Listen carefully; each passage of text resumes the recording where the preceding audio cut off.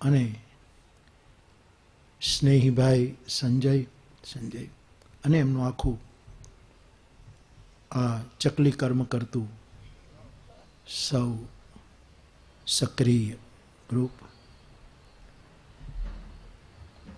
મેં આ વાત 2-3 વખત કહી છે, ફરી વખત કહું.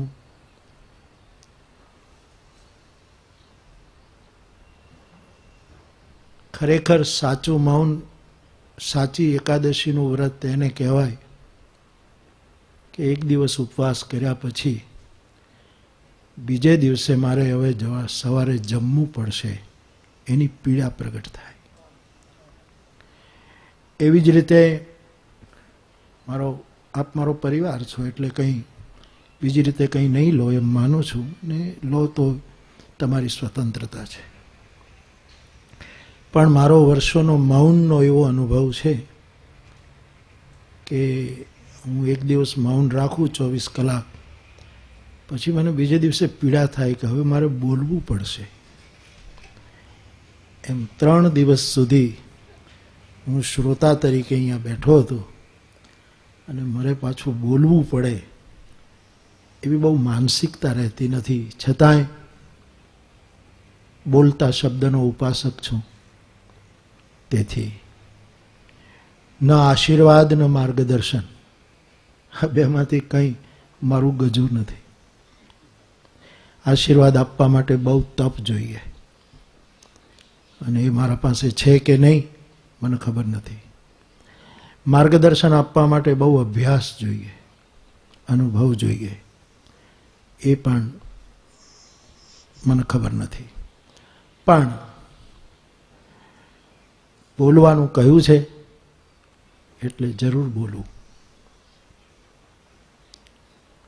બધા જ વક્તાઓએ 3 દિવસ પોતપોતાની રીતે બહુ જ હૃદયથી પોતાના અનુભવપૂર્ણ અને અભ્યાસપૂર્ણ વિચારો આપણી સામે મૂક્યા. છેલ્લે બહુ જ શાલીનતાપૂર્વક, मैं हिंदी में बोलूँ गुजराती? हाँ, गुजराती में बोलूँ? वाचे गुजरात चाले છે.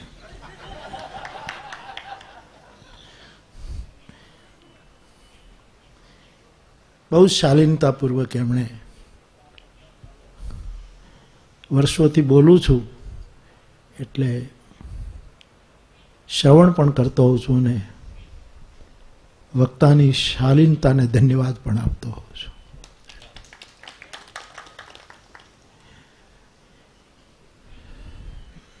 મને વડીલ શ્રી સનતભાઈ કાલે મળ્યા. મને બહુ આનંદ થયો કે એ 2 દિવસ લઈને અહીંયા આવ્યા. એટલે મને એમ પૂછતા હતા કે આ સદભાવના વિશે તમારા મનમાં શું છે, આ બધું શું એવું પૂછતા હતા. મેં કહ્યું, ડંકેશભાઈએ પણ મને સહકાર આપ્યો કે આ કિશનભાઈ ને બધા સાક્ષી છે. મુંબઈના ક્વિટ ઇન્ડિયાનો દિવસ હતો અને એ દિવસે મુંબઈમાં એક વિચારકો, જુદા જુદા વિચારના માણસોની એક સભા હતી. ત્યારે મેં સ્વાભાવિક કહેલું કે દેશમાં લોકસભા છે, હોવી જોઈએ, વિધાનસભાઓ છે, વિધાન પરિષદો છે, હોવું જોઈએ. આપણા દેશમાં એક એવું સંગઠન ન થઈ શકે જે સદભાવ સભામાં રૂપાંતરિત થાય અને એની વાત કોઈ આચરણમાં ન ઉતારે, કંઈ નહીં, પણ એને વિચારવા માટે મજબૂર કરે, એને સાંભળવા માટે બાધ્ય કરે કે આ કંઈક એવો અવાજ છે, નિષ્પક્ષ અવાજ છે, નિર્વૈર અવાજ છે અને નિર્લોભ અવાજ છે. આચાર્ય કુળની કલ્પના વંદનઈ વિનોબાજીની આ રહી કે એવા લોકોનું એક સંગઠન હોય કે જે પૂરેપૂરા નિષ્પક્ષ હોય, નિર્વૈર હોય, નિર્ભય હોય. એ પ્રવૃત્તિ વિનોબાજીના કાળમાં શરૂ થઈ, ચાલી પણ. નાના મોટા નાની મોટી માત્રામાં એ ચાલતું પણ હોય છે. વચ્ચે અમે જ એક સભા ગુજરાત વિદ્યાપીઠમાં આ સંદર્ભે થયેલી, પણ એવી એક સભા હોય કે જે આવા લોકો મળે એવું મેં, અને હું પ્રાસમાં બોલેલો કે ક્વિટ ઇન્ડિયા હવે સ્વીટ ઇન્ડિયા બને, એવું મેં કહેલું. ખેર, એ તો મારા મનમાં જે તે વખતે આવ્યું તે. અહીંયા આ બધું વિચારાતું રહ્યું. ભાઈ સંજય અને એમના મિત્રો બધા આવતા રહ્યા, અને હું બહુ, મેં પહેલાં જ કહ્યું કે આપ એને અન્યથા નહીં લો. મેં સનતભાઈને એક વડીલ તરીકે કાલે કહ્યું કે 50 વર્ષની મારી રામકથાની યાત્રા, એમાં પહેલાંના હું 10 વર્ષ કાઢી નાખું છું શરૂઆતમાં, કારણ કે એ વખતે સ્વભાવ નહોતો પણ મારી બાધ્યતા હતી, મારી મજબૂરી હતી. તેથી હું દક્ષિણાના રૂપમાં કથાના છેલ્લે પત્રપુષ્પ સ્વીકારતો હતો. કોઈ દિવસ ચાર્જ નહીં. મને ખબર છે તો હું એક કથા 9 દિવસની કરું ત્યારે મને 100 રૂપિયા મળતા, એમાં 30 રૂપિયા મારો પગાર કપાઈ જતો હતો, કારણ કે મહુવા શિક્ષણ સમિતિ મને કાયમી નહોતી કરતી, કે કાયમી કરવા જેવો માણસ નથી. અને એમાં તબલા પેટીવાળાને 10-10 રૂપિયા આપવા પડતા હતા, પણ હું સ્વીકારતો હતો દક્ષિણા. 40 વર્ષથી તો હું કશું કોઈ પાસેથી લેતો નથી. કેવલ રામના નામ ઉપર શ્રદ્ધાથી મારું જીવન બહુ સારી રીતે ચાલે. હવે આ તમે સ્વીકારો કે ન સ્વીકારો, પણ કેવલ રામના નામ ઉપર મારું કામ ચાલે છે. અને કદાચ ગાંધીજીનું નામ ચાલ્યું છે એનું મૂળમાં કેવળ રામ નામ છે. પછી એ વિસ્તર્યા રામ, સૂક્ષ્મ થયા, જન જનમાં દેખાયા. ઈશ્વર સત્ય છે એને બદલે સત્ય જ ઈશ્વર છે, આવું રૂપાંતર એ વાતમાં આવ્યું. હું તો બહુ જ શ્રદ્ધા લઈને બેઠો છું. મને આમ મારે બોલવાનું કેટલું છે. તો હેનરી ફોર્ડ માટે કહેવાતી એક, આમ તો દંતકથા જ હશે, પણ હેનરી ફોર્ડ માટે કહેવાતી આ એક વિનોદી વાર્તા છે. એ ફોર્ડ કંપનીને હું જોવા ગયેલો. મને લઈ ગયેલા મારા કથાના આયોજકો કે મોટર કેમ બને છે એ બધું મેં જોયું. એ વખતે એક જિજ્ઞાસા ખાતર, કુતૂહલ ખાતર. એમના માટે એક વાત જોડાઈ છે કે એમણે એક નવી ગાડી બનાવી, નવું મોડેલ. અને પછી એક બહુ સમૃદ્ધ ગ્રાહક ગાડી ખરીદવા આવ્યો. એટલે ફોર્ડે પોતે કહ્યું કે તમે બેસી જાઓ, હું તમને આ ગાડીમાં ફેરવું, તમને અનુભવ કરાવું.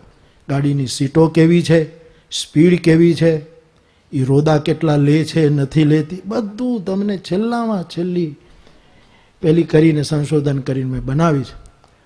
સાહેબ 40 કિલોમીટર ફોર્ડ, આ બન્યું કે નહીં બન્યું મને ખબર નથી. હા, એ પાછું એને ફેરવી ત્યાં ગાડી ઓચિંતા અટકી પડી.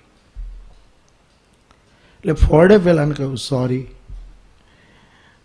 એ વખતે અમેરિકામાં પેટ્રોલ શબ્દ બોલાતો હતો, હવે ગેસ બોલાય છે. ત્યારની આ વાત છે. ત્યારે પેટ્રોલ બોલાતો હતો. એટલે કે પેટ્રોલ નથી, સોરી, પેટ્રોલ નથી ગાડી. પેલો ગ્રાહક કે પેટ્રોલ નથી તો આ 40 કિલોમીટર ચાલી કેમ? આ સમજાતું નથી. તમે ભર્યું જ નહોતું કે નહીં? તો કોઈ પેટ્રોલ વગર ચાલે કેમ? કે 40 કિલોમીટર તો ખાલી નામથી ચાલે છે ગાડી. હવે એ તો વાર્તા હશે, દંતકથા, પણ મારો અનુભવ છે બાપ. મારા પરિવાર જેવા બેઠા છો. મારી ગાડી તો રામ નામથી જ ચાલે છે. એના મૂળમાં કેવલ રામ નામ છે. અને તેથી આપ સૌ આવો છો, હું પણ માર્ગદર્શન પ્રાપ્ત કરું છું.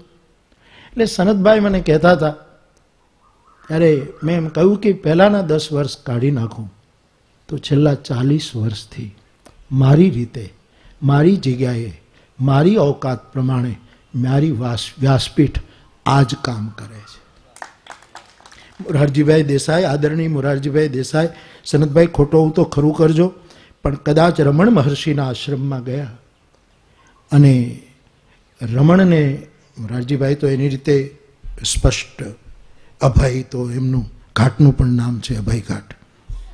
તો એમણે પૂછ્યું કે રમણ મહર્ષિજી, આપ એક ખૂણામાં બેઠા છો, એક ગુફામાં બેઠા છો અરુણાચલમની, આપે સમાજની વચ્ચે જઈને આપ કરો તો કેટલું કામ થાય? કદાચ મોરારજીભાઈને એમણે જવાબ આપ્યો, કોઈ પણ ના આપ્યો હોય પણ વાત આ સત્ય છે. એમણે એમ કહેલું કે આપની ક્ષમતા અને આપના ક્ષેત્રમાં રહીને કામ કરો છો, હું મારી ક્ષમતા અને મારા ક્ષેત્રમાં રહીને એ જ કામ કરી રહ્યો છું જે તમે કરી રહ્યા છો. સૌના ક્ષેત્રો, સૌની ઓકાત જુદી જુદી છે. એટલે હું બહુ વિનમ્રતાથી કહેવા માગું છું કે 40 વર્ષથી હું સદભાવના ફેલાવવાનું જ કામ કરું છું. સાહેબ, અહીંયા કહેવાયું સૌ પોતપોતાની રીતે વિચારે અને બોલે, એ તો બરાબર છે, પણ હું એટલું ચોક્કસ કહીશ કે મારી કથામાં આવનારો વર્ગ ખાલી પાપ ધોવા નથી આવતો, હવે પછી પાપ નહીં કરીએ એના સંકલ્પ માટે આવે છે. હું નથી માનતો કે કોઈના પાપ ધોવાતા હોય, પાપ ભોગવવા જ પડે. ધોવાઈ જાય તો સારું, એવી કોઈ કૃપા ઉતરે તોય મને વાંધો નથી, બહુ સારું. કહે છે કે ગંગાજીમાં જવાથી પાપ ધોવાઈ જાય, એ બધું આપણે શ્રદ્ધા જગતનું છે, પણ એ મારે તો મેં કાંઈ કર્યા હોય તો ધોવાય નથી, ભોગવવા છે. પણ સંકલ્પ, શિવ સંકલ્પ કે કથા એટલા માટે છે કે એમાં માણસ નવું પાપ ન કરે, નવા પાપ. આપણે આખરે ક્યાં સુધી ભૂતકાળની વાતોને, વિનોબાજીએ કહેલું, દોષ દર્શન કરતાં ગુણ દર્શનમાં ઉર્જા જ્યાદા છે. તમે તમારું ગુણ દર્શન કરો થોડું, ખાલી દોષ દર્શન નહીં. હું પાપી, હું હીન, હું દુઃખી, હું પતિત, ક્યાં સુધી છીએ કબૂલ કરી લીધું. મારામાં પણ ક્ષમતા છે, મારામાં, જેમ કહેવાયું ને કે આપણે જ્યાં છીએ ત્યાં આમ આટલું બધું મોટું રૂપ આપવાની જરૂર નથી. આપણે જ્યાં છીએ ત્યાંથી કંઈક. હવે આ હું કહું તો આત્મશ્લાઘા પણ લાગે તમને, પણ હવે મને કહેવું તો પડશે. હું 25 વર્ષ પહેલા ઓરિસ્સાના એક નેત્ર યજ્ઞમાં 3 દિવસની સેવા કરવા ગયો, બિલકુલ આદિવાસી વિસ્તાર સાહેબ. અને મેં એના માટે મારી એક કથા ચેન્જ કરી. આપ જાણો છો કે મારી કથા માટે મારી પાસે ક્યાંય અવકાશ નથી હોતો, એટલો બધો હું વ્યસ્ત રહું છું. અને કથા પણ મારા માટે આ જ કામ છે. હું મારી વ્યાસપીઠની સાથે જોડાઈને આ કામ કરી રહ્યો છું, મારી રીતે કરી રહ્યો છું. હું ગયો 3 દિવસ હું એક ટેન્ટમાં રહ્યો. એક સમાજસેવી સંસ્થા તરફથી નેત્ર યજ્ઞનું આયોજન. મારી ઈચ્છા હતી કે હું જાતે જોઉં કે ત્યાં એ બહુ જ અંદરના ભાગમાં શું સ્થિતિ છે. અમારી પોતાની ઈચ્છા હતી. હું 14 વર્ષ વનમાં તો ન જાઉં, પણ 3 દિવસ તો જઈ શકું. રામ તો 14 વર્ષ, અને હવે તો એ સગવડ નથી, વનવાસ નથી. ફોરેસ્ટ ઓફિસરો પહેલાં આપણને નહીં જવા દે, ત્યાં સુધીની વાત છે. અને વાત સાચી છે. હું તુલસીશ્યામના જંગલમાં જાઉં તો મારી ગાડી રોકાઈ છે, પછી જોવે એટલે કે કહે મોરારી બાપુ જવા દે, જવા દે, જવા દે. હું ગયો, 2-3 કલાક દર્દીઓની પાસે હો, અને સાંજે મેં કહ્યું કે ભાઈ આપણે બેસીશું બધા અને સત્સંગ કરીશું. એ વાત પણ બરાબર, જેમ ભજન સંધ્યા અહીંયા કાલે તે આદરણીય કાલુરામજી અને એમની ટીમે. પણ મેં કહ્યું કે તમને વાંધો ન હોય, મને કોઈ ડર નથી. મારે અહીંયા આવ્યા પછી પણ હજી અંદર જઈને લોકોને મળવું છે. એટલે બધા આયોજકો કે બાપુ તમને કેમ જવા દેવાય, કોઈકને સાથે પોલીસ. મેં કીધું પોલીસ નહીં સાહેબ, કારણ કે અત્યારે હું ભિક્ષા લેવાય જ્યાં જ્યાં કથામાં જાઉં, અને સ્વાભાવિક વ્યવસ્થા માટે પોલીસ, તો મારે રાતે પોલીસને હટાવવી પડે કે ભાઈ તમે આગળ હશો તો એ લોકો મને ભિક્ષા નહીં દે, ગાળો દેશે. અને વડોદરામાં એવું થયું સાહેબ. વડોદરાની કથામાં હું રાત્રે ઝોંપડાઓમાં ભિક્ષા લેવા માટે, ભિક્ષા તો બાનું અને એની પવિત્રતાનો મને ખ્યાલ છે, એટલા માટે હું જાઉં અને એ બાને મારે એને મળાય, કે મારા પાસે ના આવી શકે એના પાસે હું જાઉં. આ મારી વાત હતી. એટલે એક જગ્યાએ અમે ગયા તો પોલીસની ગાડીને તો મેં હટાવી, મારી સાથે એક બે જણા હોય એને જ મેં રાખ્યા કે ભાઈ એ ગભરાઈ જાય એક તો, અને નકામું દુઃખી થાય. એટલે અમે ગયા તો વડોદરાની બાજુનું ગામ, આમ ગોરજ તરફ જતાં જતાં એ 2-3 દીકરીઓ ને 2-3 છોકરાઓને પાણા લઈને ઊભા થયા. મારો મારો આ પકડવા આવ્યા છે. એટલે ભાઈ મેં કીધું હું પકડવા નથી આવ્યો, પણ આવું પણ બને. એટલે મેં કહ્યું કોઈ સાથે ના આવો. હું એક ઘાસના ઝૂંપડામાં જાઉં છું. આ દ્રશ્ય હજી આ આશ્ચર્ય પણ મને થયું અને એક વિષાદ પણ થયો.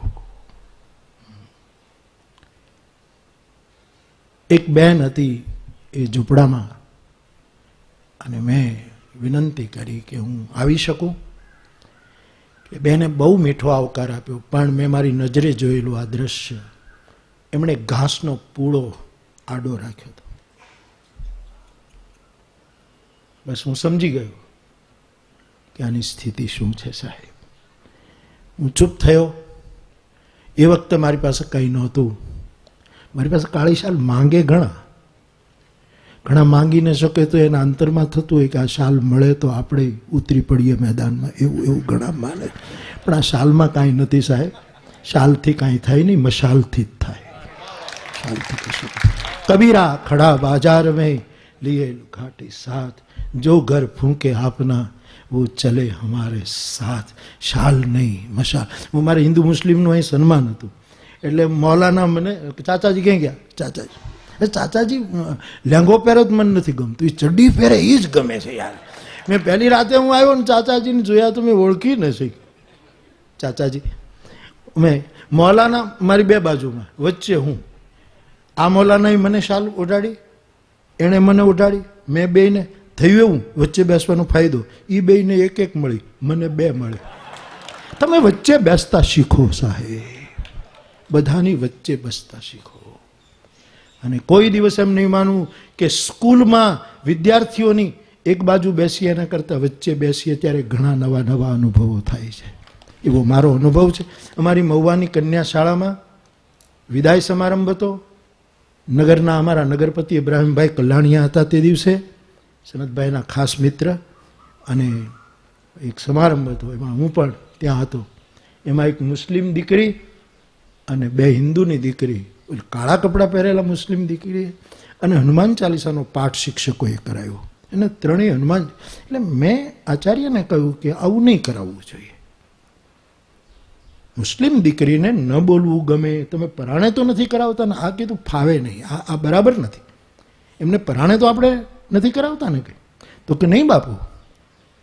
પણ મારા મનમાં આમ પહેલું રહ્યું કે ભાઈ આ, અને મારી હાજરીમાં તો નથી થવું જોઈએ કે કોઈ ધર્મને તમે ફરજ પાડો કે તમે આમ કરો, એ બરાબર નથી. અંતે બધું એક જ છે, હું સમજું છું, આપણે બધા જ સમજીએ છીએ, પણ કરીએ છીએ ક્યાં? समझिए છીએ तो अगर तू मस्जिद में है तो मंदिर में कौन, अगर तू बस्ती में बसता है तो हर दाने दाने में कौन, अगर तू बस्ती में रहता है तो वीराने में कौन, अगर तू तस्बीह के एक दाने में है तो ये हर दाने दाने में कौन, अगर तू शम्मा में जलता है तो परवाने में कौन. આપણે જાણીએ છીએ છતાં એક નથી રહી શકતા. એટલે મને આમ દુઃખ થયા કર્યું. એટલે મેં પૂરું થયા પછી ઇબ્રાહીમભાઈને કીધું, સનતભાઈ કે પૂછો ને કે આ દીકરીને પરાણે હનુમાન ચાલીસા નથી કરાવ્યા ને શિક્ષકોએ? એટલે ઇબ્રાહીમભાઈએ પૂછ્યું કે બેટા તું હનુમાન ચાલીસા કરતી હતી, બાપુ પૂછાવે છે, તને કોઈ દબાણ તો નથી ને? આ તો હિન્દુ સ્તુતિ છે અને તું મુસ્લિમ છો. એ છોકરીએ બહુ સરસ જવાબ આપ્યો. આવા જવાબો વિદ્યાર્થીઓની વચ્ચે બેસીને આપણે મેળવવાના. એ છોકરી એમ બોલી કે હિન્દુ મુસ્લિમ એ તો તમે બધા મોટેરાઓના કામ છે, અમને શાંતિથી લેવા દો ને યાર. આ એક મોટો મેસેજ હતો.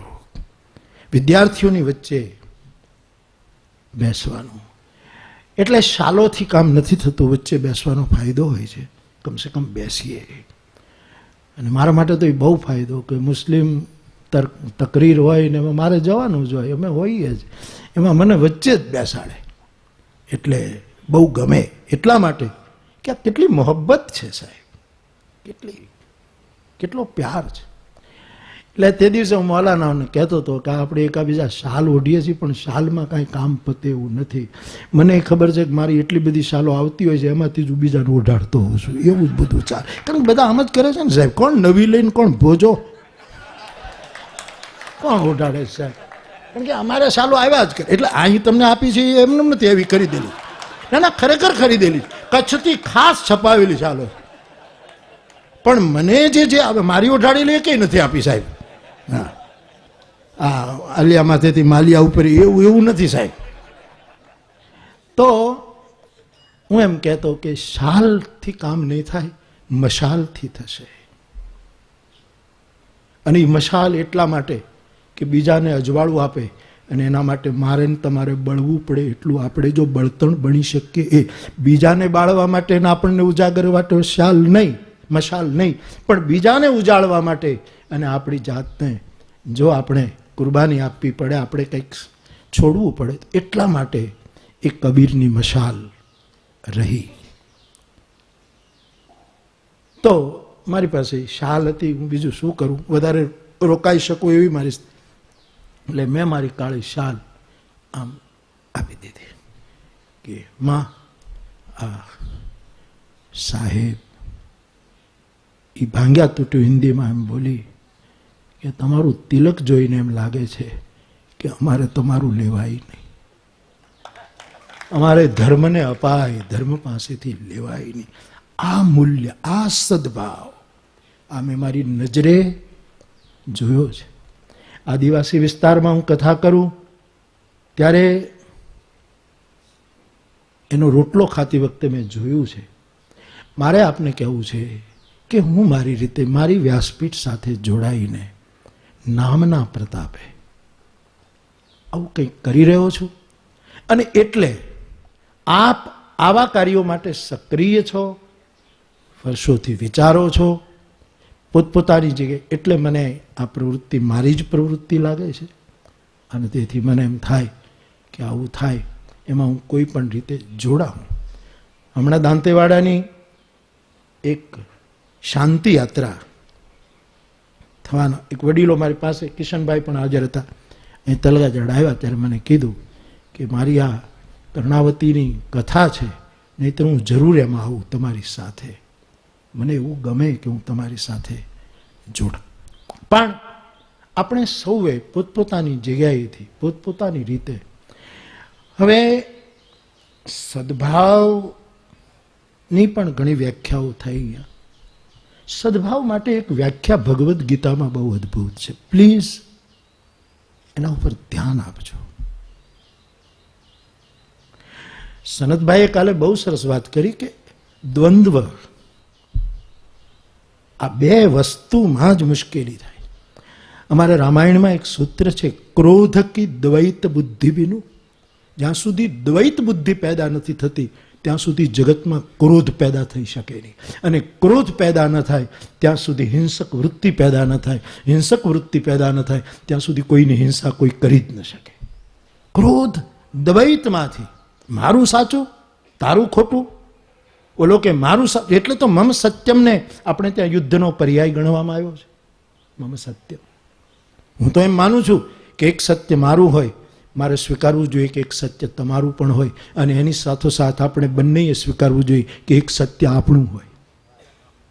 મારું સત્ય ઘીનો દીવો કરવાનું હોય તો ઈસાઈ ભાઈનું સત્ય મોમબત્તી જલાવવાનું હોય, કે ઇસ્લામનું સત્ય એની રીતે વ્યક્ત થતું હોય, બૌદ્ધોનું સત્ય એની રીતે વ્યક્ત થતું. એક મારું સત્ય છે, એક તમારું સત્ય છે, એ બંનેને આદર મળવો જોઈએ. અને સાથોસાથ સૂર્ય અમારા બંનેનું સત્ય છે, આ બધાનું સત્ય છે.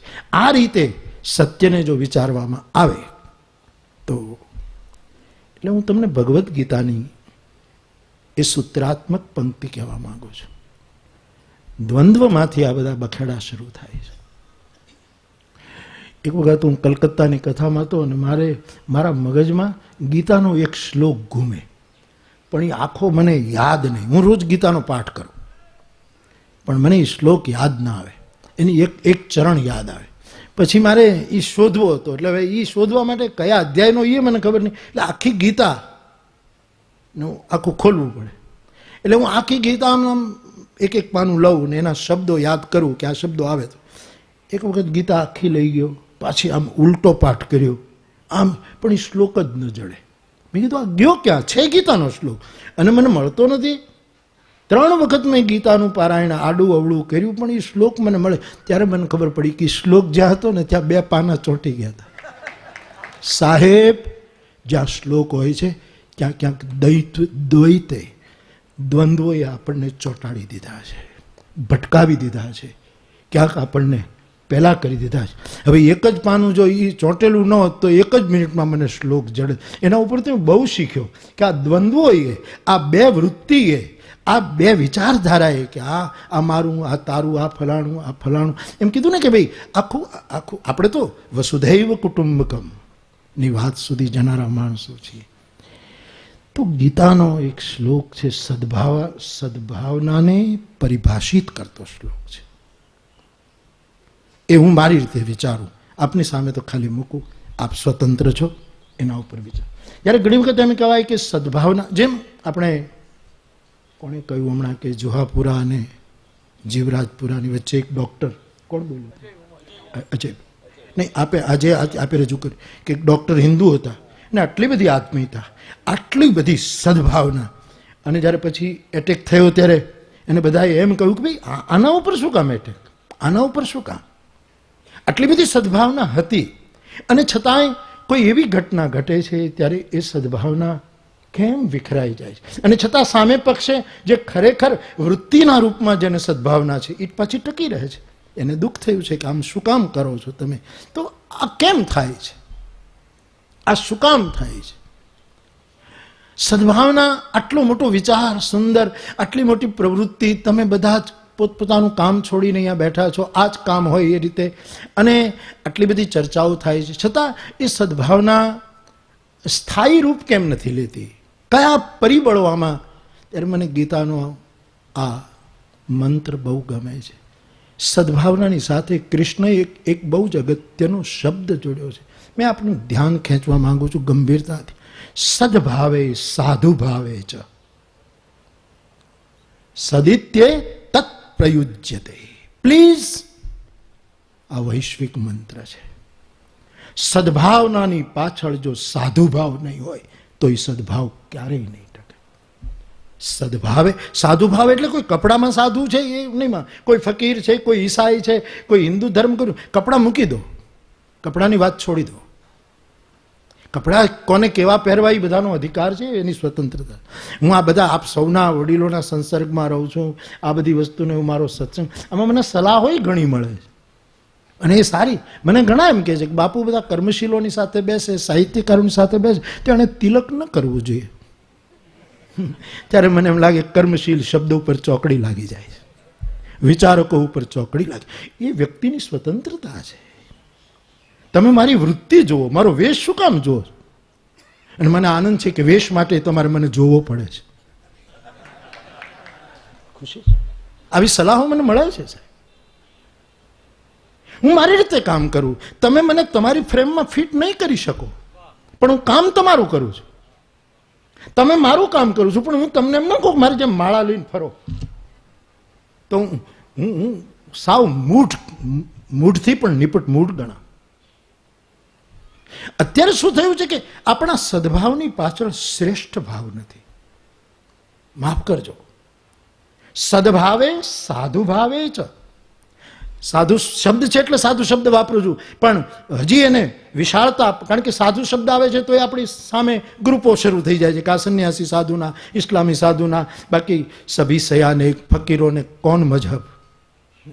હું હરિદ્વારમાં કથા કરતો હતો, એક સંન્યાસી, બહુ જ મોટા સંન્યાસી, આજના વિદ્વાનોમાં મારે કોઈ 15 નામ આપવા હોય હિન્દુ ધર્મના દાર્શનિક મહાપુરુષોમાં તો હું એનું નામ આપી શકું મારી જવાબદારીએ, મારા અનુભવે.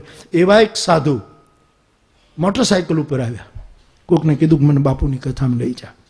પૂર્ણાહુતિનો દિવસ હતો, ભીડ બહુ હતી, અને પછી એમને કોઈ ઓળખે નહીં, એટલે પછી સ્વાભાવિક મર્યાદા, શાલીનતા કે આટલા બધાને ઓળંગીને ક્યાં ડિસ્ટર્બ કરવું, એટલે 5 મિનિટ ઊભા રહ્યા હશે, મને તો ખબર નહીં. પણ જતી વખતે એક ફકીર જેવો શેર આપતા ગયા કે બાપુને આ પહોંચાડજો.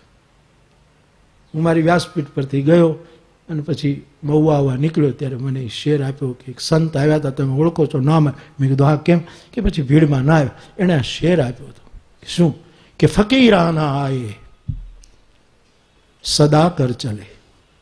એક ફકીર આવ્યો, હિન્દુ સાધુ કહે છે, ફકીર આના આયે સદા કર ચલે. સદામાંની આવાજ આપીને પુકારીને નમો નારાયણ કરીને જાઉં છું. ફકીર આના આયે સદા કર ચલે, મિયાં ખુશ રહો હમ દુઆ કર ચલે. એણે પોતાની જાતને ફકીર કીધો અને મને મિયાં કીધો. સાહેબ, આ છે સદભાવના. આ છે સદભાવનાની પાછળ રહેલો સાધુ ભાવ. સાધુ ભાવે સદભાવે સાધુ ભાવે જ. હું તો મારાથી વિચારું તો મારી પ્રત્યેક સદભાવનાની પાછળ શ્રેષ્ઠ ભાવ છે. હું મારા ગુરુકુળમાં જોયા કરું કે અહીંયા ઘણા માણસોને જ્યારે કામ હોય ત્યારે જ આવે છે, પછી કોઈને શ્રેષ્ઠ ભાવ નથી. હું જોયા કરું છું કે જ્યારે કામ હોય, આપણે નથી કહેતો સાહેબ, આપનું તો આ તમારું છે એટલે તમારા માટે પ્રશ્ન, પણ હું વિવિધ ક્ષેત્રના લોકોને જોઉં છું. સાહેબ, કોઈ આટલી સુંદર પ્રવૃત્તિ અહીંયા થાય, આ શું કામ આ બધા આવ્યા છે? આ ગુરુકુળ સંવાદ માટે છે, વિવાદ માટે તો છે જ નહીં. અહીંયા વિવાદનું સ્થાન જ નથી સાહેબ. રાજેન્દ્ર શુક્લને યાદ કરું, નિષેધ કોઈનો નહીં, વિદાય કોઈને નહીં, હું શુદ્ધ આવકાર છું, હું સર્વનો સમાસ છું. રાજેન્દ્ર શુક્લનો શેર છે. ઘણા લોકોનો, અમારા ભાઈલાલભાઈ પટેલ અમદાવાદના, અમારા સીતારામ સેવાટ આ ગુરુકુળ બનાવ્યું એમના મૂળ ટ્રસ્ટી હતા. એ મને બહુ સરસ કહેતા કે બાપુ, રાતના 10 વાગ્યા પછી જે ટેલિફોન આવે ને એ એના જ કામનો હોય, આપણા કામનો હોય જ. મને બહુ સાચું લાગતું. એમાં નિયમ ન બનાવી લેવાય, ક્યારેક આપણા કામનું નીકળે, પણ એ વાત મને બહુ લાગે કે 10 વાગ્યા પછી કરે એને આપણે ઉપાડાય જ નહીં, એનું જ કામ હોય, આપણું કાંઈ કામ હોય જ નહીં. અને અમારે એક વડીલ છે અમેરિકામાં, એ મને એમ કહે કે બાપુ, ટેલિફોન એટલા માટે છે કે આપણે જ્યારે જેને કરવું હોય ત્યારે કરાય, બધાના રિસીવર કરો, આપણી શાંતિ ડિસ્ટર્બ કરે એવું આ વૈજ્ઞાનિક ઉપકરણ આપણને ખપે નહીં, એવું કહેતા. હું બહુ સહમત છું સાહેબ.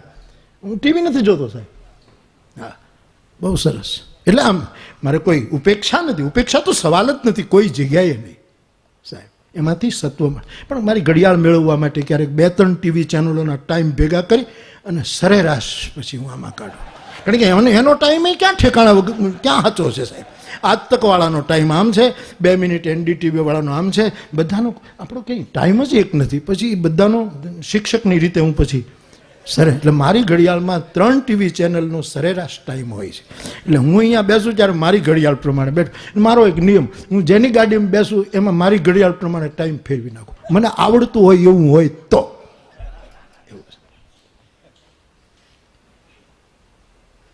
શ્રેષ્ઠ ભાવ હોવો જોઈએ. હું તમારી પાસે આવું ત્યાં મારો સદભાવના હશે તો જ હું તમારી પાસે આવ્યો છું. હું એક નાનામાં નાના ગરીબના કુબામાં જાઉં તો મારી સદભાવના હશે તો જ હું ગયો હોઈશ. મને કોણ મજબૂર કરે છે? હમણાં ગાંધી સાહેબે, કોમરેડ ગાંધી સાહેબ કાં, સલામ સાહેબ,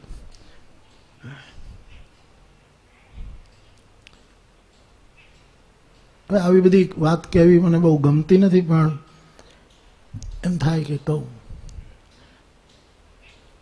અમારે ભાઈઓને ગાડી આપવાની વાત હતી. એટલે મેં કીધું ગાડી છોકરાઓને, મને મારી આજુબાજુ, આપણે કહ્યું ને કે આની પાછળ ઝૂંપડા હશે, ગુરુકુળની પાછળ ઝૂંપડા હશે, આજુબાજુ આપણે ઝૂંપડા હશે. સાહેબ, મારી આજુબાજુ જે ઝૂંપડા હતા એને ગાડી નથી જોઈતી, અને ગાડી એને આપું. મેં હમણાં 11 જણાને નેનો આપી. હવે કેવી હાલે મારો નાથ જાણે, એ તો તમે જાણો. તો એને ગાડી આપે, પણ એને સાયકલ BMW કરતાં પણ શ્રેષ્ઠ લાગે. અને પહેલાં મેં એને સાયકલ અપાવી. મેં કીધું કે પહેલાં એ લોકો સાયકલ ઉપર ફરે અને એના નાના બાળકો 3 પૈડાવાળી સાયકલ ઉપર ફરે, એને ક્રિકેટના સાધનો આપો, એ બધા રમતા હોય. ક્યારેક ક્યારેક હું એ રમું છું સાહેબ. આ બધા અંદરના દ્રશ્યો કોઈ કેમેરા પકડતા નથી, એટલે ગમે તે નિવેદન કરી નાખે છે સાહેબ. અને તપસ્યા તો કરવી જ પડે યાર, એ તો તપ વગર તો કાંઈ થતું નથી, એનો તો કોઈ પેલો વાંધો. તો હું તમને મળું તો મારો સદભાવ હશે જ, પણ ઝૂંપડામાં ગયા પછી એ સદભાવની પાછળ મારો જો સાધુ ભાવ નહીં હોય, મારો એ ભાવ હશે કે હું ઝૂંપડામાં જાઉં તો મારી પ્રસિદ્ધિ વધે. ઓહો, મોરારી બાપુ તો બધાથી જુદા પડે છે. મોરારી બાપુ તો ખાલી કથા જ નથી કરતા, કામ પણ કરે. આવી જો વૃત્તિ હોય તો સદભાવ છે, સાધુભાવ નથી.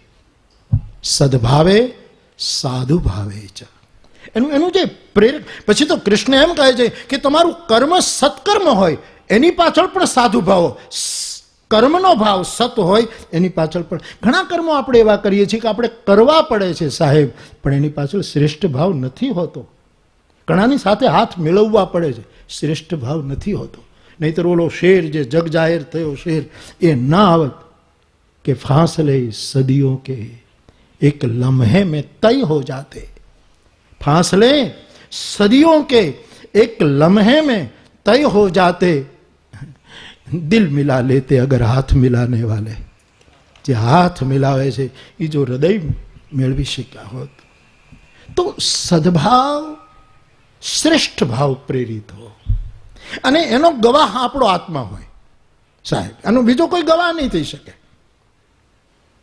હું કોઈ નાનામાં નાના માણસને મળું કે તમે મને મળો કે તમને મળો, એનો કોઈ સાક્ષી, એનો કોઈ પ્રમાણો આપણે નહીં. એનો તો આપણો અંતરાત્મા જ સાક્ષી હોઈ શકે કે એની પાછળ મારો સાધુભાવ છે કે કેમ. એ સાધુભાવ બહુ છે. સાધુભાવ એટલે મેં ફરી એક વખત કહ્યું, કોઈ વેશમાં ન જશો. ગીતાના ભાષ્યકારોએ તો એનું ભાષ્ય પણ શ્રેષ્ઠ ભાવ કહ્યો છે. સાધુ માને શ્રેષ્ઠ ભાવ, સાધુભાવ એની પાછળ હોવો જોઈએ. તો પ્રત્યેક કર્મ સત્કર્મ બને. તો પહેલાં તો હું મારાથી શરૂ કરું તો એમ લાગે કે મારી પ્રવૃત્તિ, મારો સદભાવ શ્રેષ્ઠ ભાવ પ્રેરિત છે. કારણ કે સદનો અર્થ જ સત્ય થાય છે. એ સત્ય પણ જો મારું જ સત્ય સાચું તો એની પાછળ શ્રેષ્ઠ ભાવ નથી. મોરારી બાપુએ આવા જ કપડાં પહેરવા જોઈએ. એક જણાએ મને એમ કીધું હવે કથા બંધ કરી દેવી જોઈએ. અને સલાહકારો જેવા ઉદાર આ વિશ્વમાં કોઈ નથી. આટલી ઉદારતા વિશ્વમાં ઋષિ મુનિઓમાં પણ દેખાતી નથી. વ્યાસને આપણે વ્યાસ કહીએ છીએ વિશાળ, આટલી ઉદારતા તો એનામાંય નથી એવું મને લાગે છે. આપણો ભાવ શું છે? આખી કેટલી મોટી પ્રવૃત્તિ છે સાહેબ. ભલે અત્યારે સંજય નાની દેખાતી એ પ્રવૃત્તિ બાપ, પણ અમારે રામાયણમાં લખ્યું છે તેજસ્વી ઘટનાને કોઈ દિવસ નાની ન ગણવી, એવું સ્પષ્ટ લખ્યું છે રામાયણ. જ્યારે ભગવાન રામ ધનુષ તોડવા ઊભા થયા ત્યારે સીતાજીના માતા સુનૈનાજી ગભરાઈ ગયા કે આ છોકરો કેમ તોડશે. ત્યારે એક નાગરિક સ્ત્રી, જનકપુરની, બિહારની એક સ્ત્રી, એ રાજરાણીને કહે છે કે દેવી એક વિનંતી કરું છું, તમે રામને નાનો નહીં સમજો, ઉંમરમાં નાનો છે દેખો, પણ તેજસ્વી ઘટનાને કોઈ દિવસ નાની ન ગણો. એ બહુ મોટી ઘટના છે, એને નાની ન ગણાય. પછી દ્રષ્ટાંત આપે છે કે સૂર્ય ઉદય થાય તો નાનો એવો દેખાય, પણ સમગ્ર વિશ્વમાં અંધારાનો નાશ કરે. સૂર્યને નાનો ન કહેવાય, એને તો પ્રણામ કરાય કે આદિદેવ નમસ્તુભ્યમ પ્રસિદ્ધ મમ ભાસ્કર. એક 1.5 ફૂટનું અંકુશ પહાડ જેવા હાથીને વશ કરે તો હે મહારાણી એ અંકુશને નાનું ન ગણાય. એ બહુ મોટી વસ્તુ છે. અને મંત્ર નાનકડો, મંત્ર એટલે વિચાર. ચાલો ધર્મ જગતનો મંત્ર શબ્દ એક બાજુ રાખી દો. મંત્ર એટલે વિચાર. આ સદભાવના એક મંત્ર બની રહે, એક વિચાર. મંત્ર ઉપરથી જ મંત્રણ આવ્યું હશે ને, વિચારણા મંત્ર ઉપરથી જ આવેલો શબ્દ છે. મંત્ર એટલે વિચાર. એક નાનો એવો વિચાર કેટલું મોટું કામ કરે.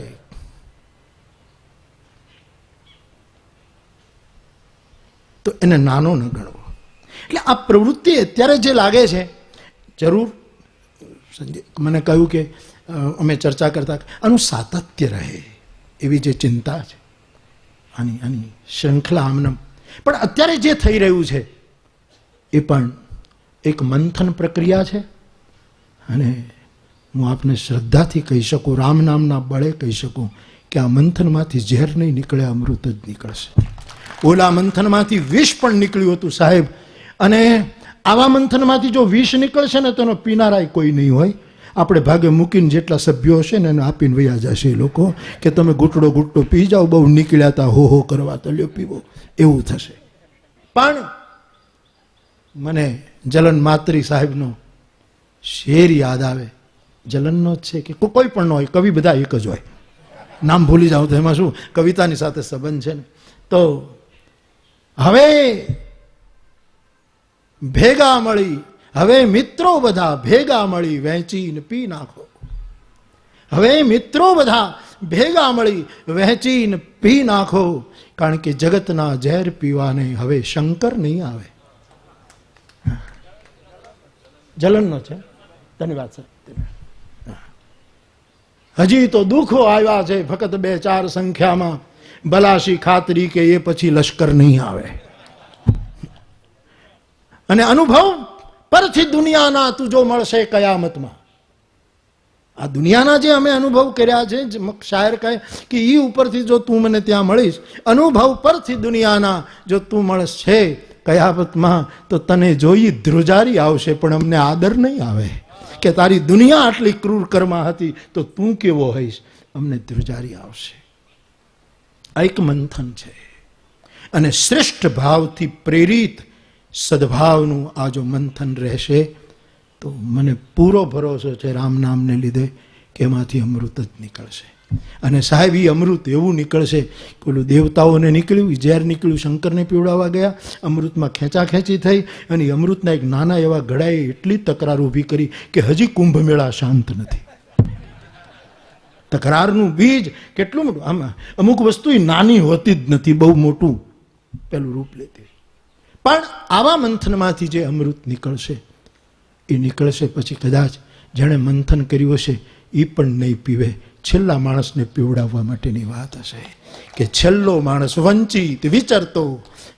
મેં સનતભાઈને કહ્યું છે, એમના 1-2 કાર્યક્રમમાં હું ગયો કે મારો એક આમ ક્યારેક ન થાય પણ હું મારા મનમાં એક વિચાર ચાલે છે કે હું વર્ષમાં એક વખત કથા આદિવાસી વિસ્તારને આપું, જ્યાં વંચિત લોકો બેઠા છે, જ્યાં પીડિત લોકો બેઠા, અને એ પણ ગુજરાતના જ આદિવાસી નહીં, કોઈ પણ. હું બહુ રાજી થાઉં કે આ લોકો જુવાનીમાં આટલું સમર્પિત જીવન જીવીને ત્યાં બેસીને કામ કરે છે. મારી સ્વર્ણિમ ગુજરાતની ઉજવણી આ રીતે છે, કથા દ્વારા. હું ક્યાંય જોડાયેલો નથી, હું કેવલ મારી રામાયણ સાથે જોડાયેલો, પણ મારી ઉજવણી આ રીતની છે કે વંચિતોની વચ્ચે જઈને, વિચરતી જાતિઓની વચ્ચે જઈ અને હું એક કથા કરીને એની પાસે પહોંચું. તો આ મંથન એવું રહેશે એવું મને નામના પ્રતાપે દેખાય છે કે જો શ્રેષ્ઠ ભાવ પ્રેરિત સદભાવનું આ જે આપણું મંથન છે એમાંથી અમૃત જ નીકળશે. અને આપણે શું કામ નિરાશાવાદી થઈ ગયે?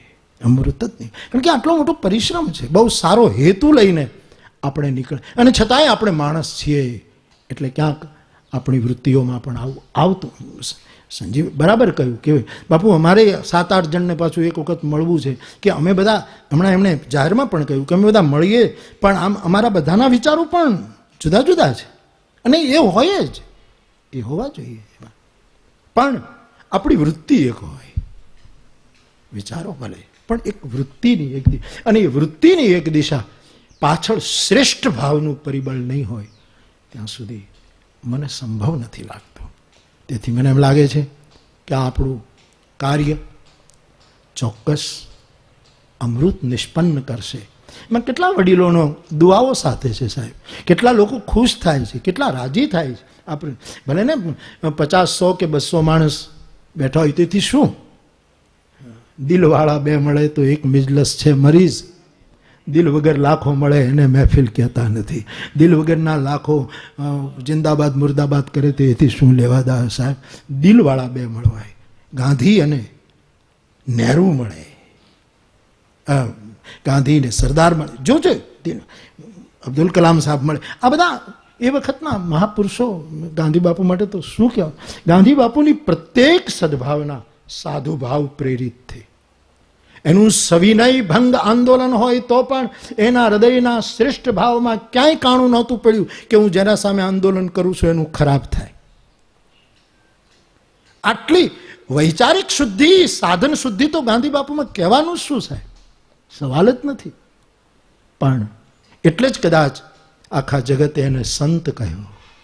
સાબરમતીનો સંત કહીને આપણે એને પુકાર્યા.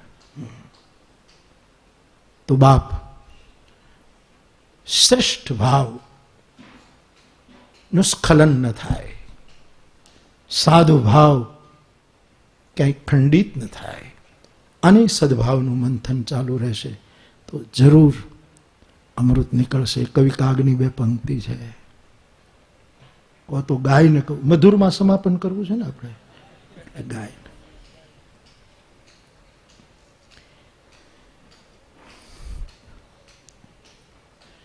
મંથનની ગોળી ને તળિયે ઝેર હશે તો નીકળશે, અને કાં જગ સળગી અને ભસ્મ થશે, કાં કોઈ જટાધર જાગી જશે.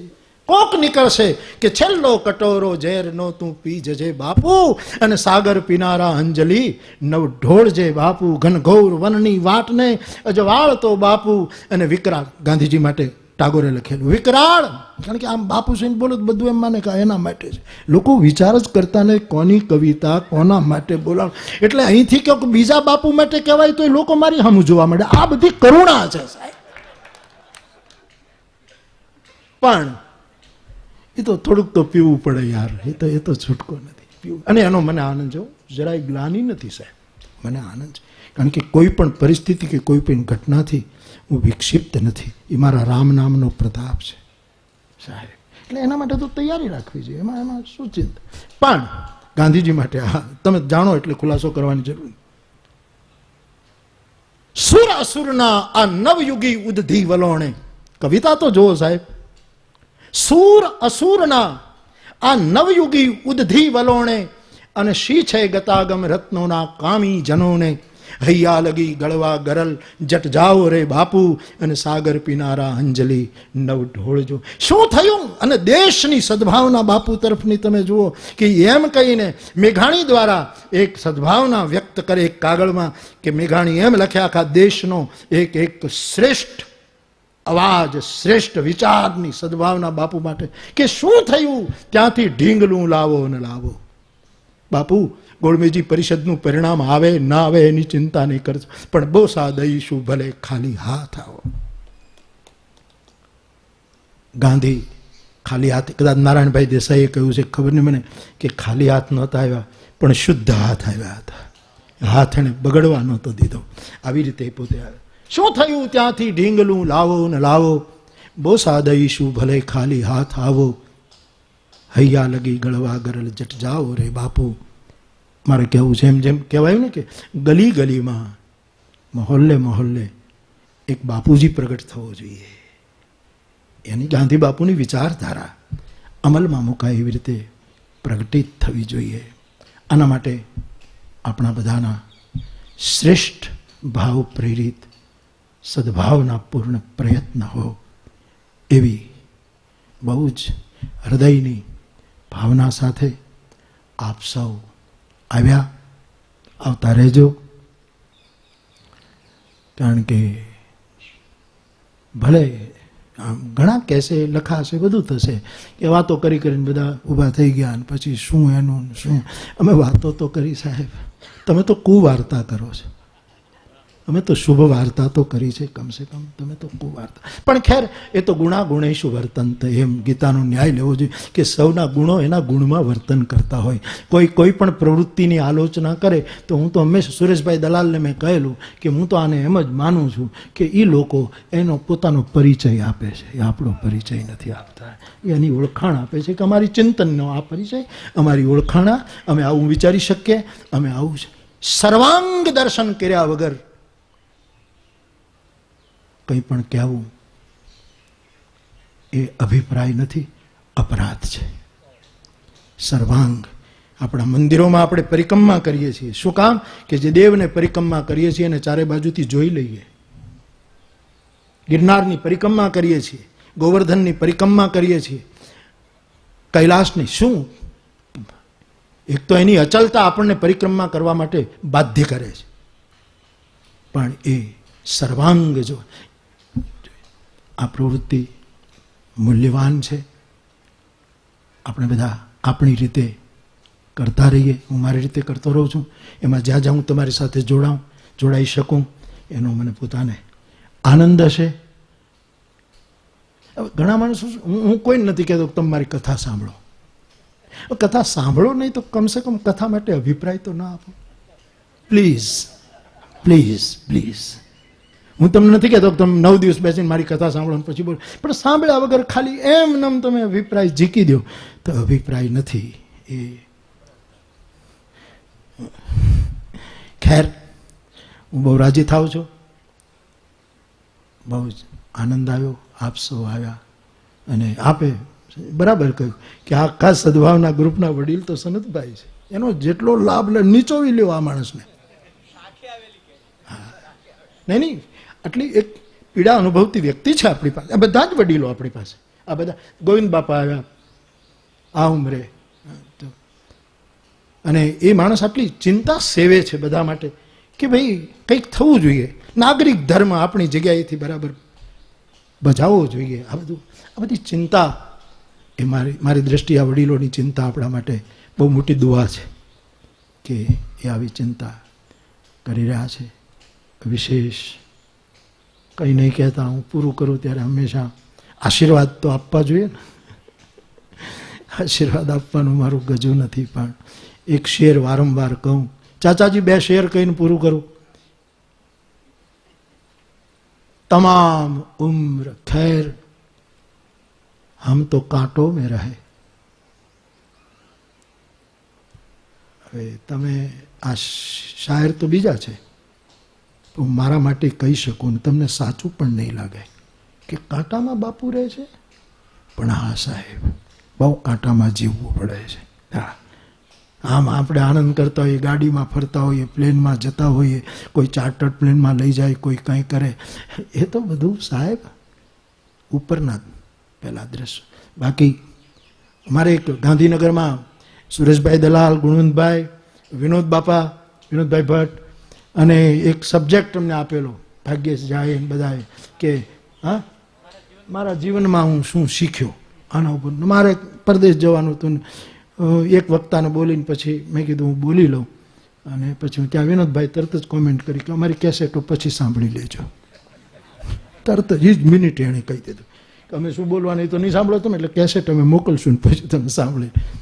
એટલે ત્યારે સૌએ મેં એમ કહેલું કે હું મારા જીવનની યાત્રામાં શીખી ગયો છું એમ નહીં કહું, કારણ મને ખબર છે અમારે ભૂપેન્દ્રભાઈ ત્રિવેદી ડિવિઝનલ કંટ્રોલર હતા એસટીના, અને એ એક વખત મને જામનગરની કસ્તુરબા સ્ત્રી વિદ્યાલયમાં એક પ્રવચન માટે જુનાગઢથી એની એસટીના ઓફિસર એટલે એની ગાડીમાં મને લઈ જતા હતા.